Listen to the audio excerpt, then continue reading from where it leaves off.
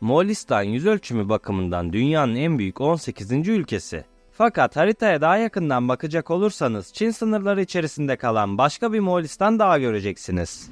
Burası Çin'in bir eyaleti olan İç Moğolistan. Yaklaşık büyüklüğü 1.183.000 km², yani neredeyse 2 tane Türkiye'ye eşdeğer. Ayrıca Moğolistan'ın aksine 25 milyona yaklaşan bir nüfusa sahip. Açıkçası İç Moğolistan bu yönüyle Moğolistan'dan ayrılıyor olsa da aslında nüfusunun %80'ini Han Çinlileri oluşturuyor. Fakat buna rağmen İç Moğolistan'da yaklaşık 4 milyon etnik Moğol yaşıyor.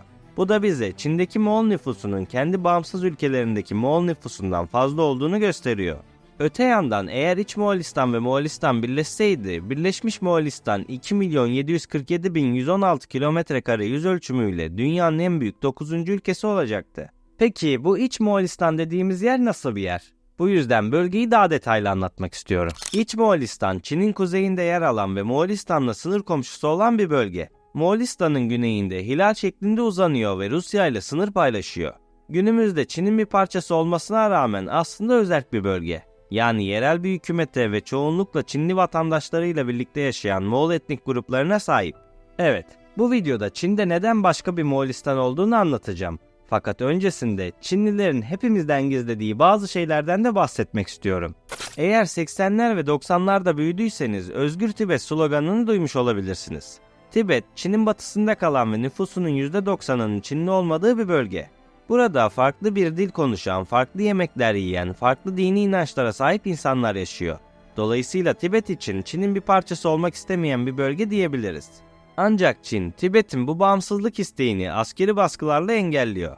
Buna benzer bir başka durumsa Sincan bölgesi olarak bilinen Doğu Türkistan'da yaşanıyor.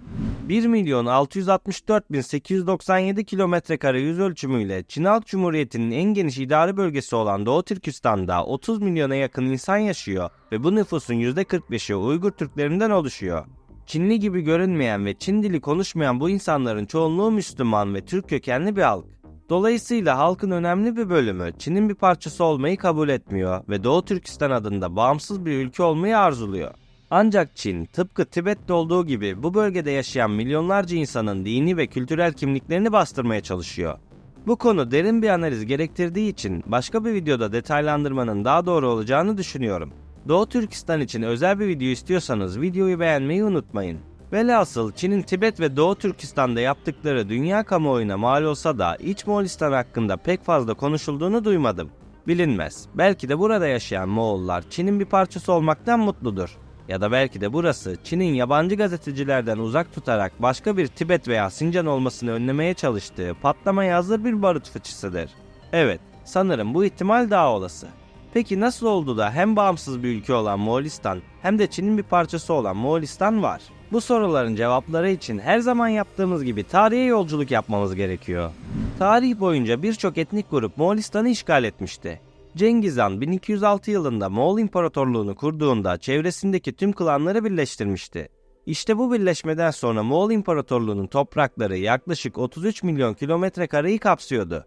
Öyle ki günümüzün en büyük devleti olan Rusya 17 milyon 100 bin km² yüzölçümüne sahipken Sovyetler Birliği ise 22 milyon 400 bin km² yüzölçümüne sahipti.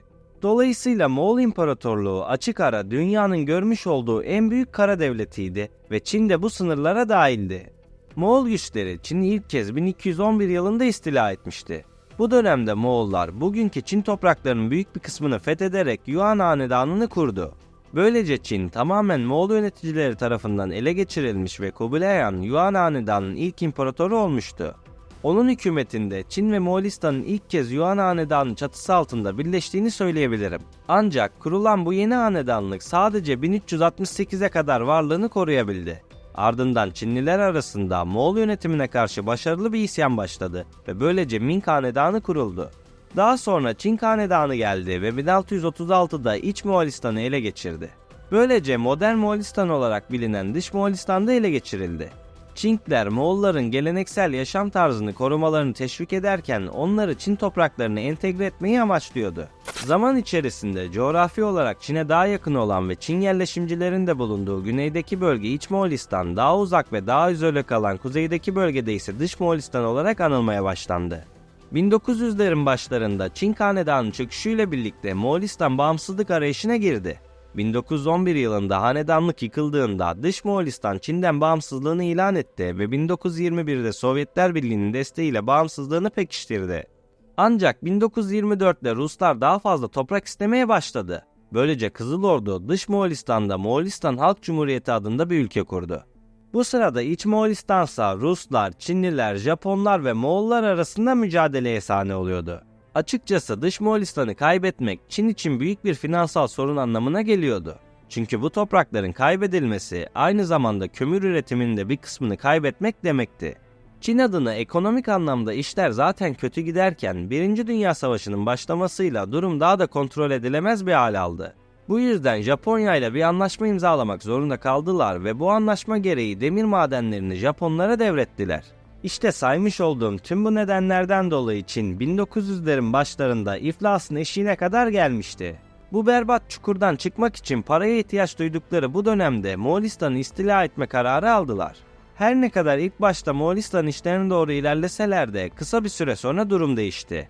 Deli Baron olarak bilinen komünistler ve Yahudilerle savaşan Schomburg Moğolistan'ı kuzeyden istila etti. Böylece Çin birlikleri bölgeden atıldı.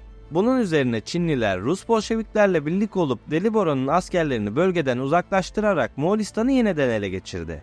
İşte böylesine zorlu bir dönemde Moğolistan Halk Cumhuriyeti kuruldu. Böylece Moğolistan bağımsızlığını bir referandumun ardından kazandı. Öte yandan dış Moğolistan Rusya tarafından Çin'le arasında tampon bölge olarak kullanılıyordu ve bu yüzden önemliydi. Fakat Çin bu sırada dış Moğolistan'ı kendi toprağı olarak görmeye devam ediyordu. Öyle ki 1924'te kurulan Rus Moğolistan'ı ancak 1946 yılında Çin tarafından bağımsız olarak tanındı. Aradan geçen yılların ardından Sovyetler Birliği'nin 1992 yılında dağılmasıyla Moğolistan Halk Cumhuriyeti Moğolistan olarak anılmaya başlandı. İşte bu nedenle Çin'in iç sınırlarında hala bir Moğolistan olduğu gibi bir de bağımsız Moğolistan bulunuyor. Çin'in Moğolistan topraklarına İç Moğolistan denmesinin sebebi ise muhtemelen Moğol İmparatorluğu zamanında bu bölgenin Moğolistan'ın daha merkezi ve iç kısmında yer almasından kaynaklanıyordu. Öyleyse size bir soru yöneltmek istiyorum.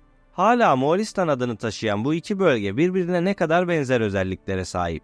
Gerçeği söylemek gerekirse bir zamanlar aynı imparatorluklara ait olan bu yerler artık farklı iki ülke, farklı hükümetler, farklı para birimleri ve pasaportlara sahip. Bugün İç Moğolistan özerk bölgesi denilen yer Çin'in yüz ölçümü bakımından en büyük ikinci özerk bölgesi olarak dikkatleri üzerine çekiyor. Ayrıca geniş doğal kaynaklarıyla ekonomik açıdan oldukça önemli bir yer. Bu bölge kömür, demir, nadir elementler ve enerji üretimi açısından Çin ekonomisine önemli katkılar sağlıyor. Ancak Çin hükümeti kültürel etkinliklerin ötesinde bölgenin siyasi olarak Çin'in bütünlüğünden ayrılmaması konusunda katı bir tutum sergiliyor. Peki siz bu konu hakkında ne düşünüyorsunuz? Fikirlerinizi gerçekten merak ediyorum. Neler düşündüğünüzü benimle yorumlarda paylaşın. Bu arada sizden küçük de bir ricam var.